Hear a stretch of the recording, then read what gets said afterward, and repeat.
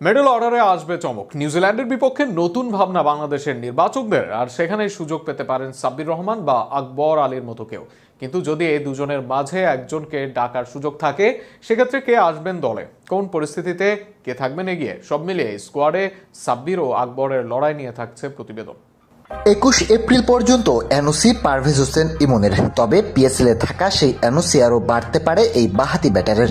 সেক্ষেত্রে জাতীয় দলের জন্য আগামী সিরিজে বিবেচনায় নাও আসতে পারেন ইমন। অপরদিকে ফিনিশার রোলেও আসতে পারে পরিবর্তন, যে কারণে আগামী টি-20 দলে ফেরার আলোচনায় দুই মুখ। একদিকে আলোচনায় আছেন জাতীয় দলের সাবেক তারকা সাব্বির রহমান। সাব্বির রহমান বেশ কিছু কারণে থাকবেন এগিয়ে। স্পিন ও পেস দুই দিকে সমান দক্ষতা সাব্বিরের। এছাড়া পেসারদের বিপক্ষে বেশ সাবলীল থাকবেন সাব্বির। বিপিএল এ ভালো করেছেন, শেষ দিকে এসে দলের হয়ে হাল ধরেছেন। বেশ কয়েকটি কার্যকরী ইনিংস আছে তার।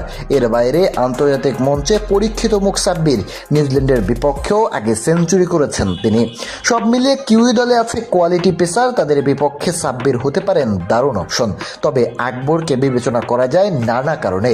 যদি পারভেজ হোসেন ইমন নাই থাকেন, তবে তার জায়গায় যোগ্য বিকল্প আকবর। কেননা আকবর মিডল অর্ডারে খেলতে পারেন, উইকেট কিপিং করতে পারেন।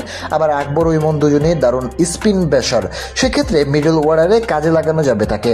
আকবরকে নিলে করা যাবে দীর্ঘমেয়াদী পরিকল্পনা, সেই সাথে লোয়ার মিডল অর্ডারেও পাওয়া যাবে সার্ভিস। সেখানে শামীম ছাড়া নেই পরীক্ষিত মুখ।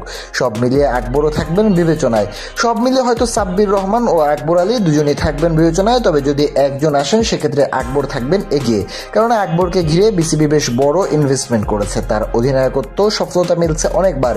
আর সেখানে এবার আকবরকে আন্তর্জাতিক এক সুযোগ দিয়ে রাখবে বিসিবি, যেখানে আগামী দিনের জন্য এই মঞ্চে তাকে করবে প্রস্তুত।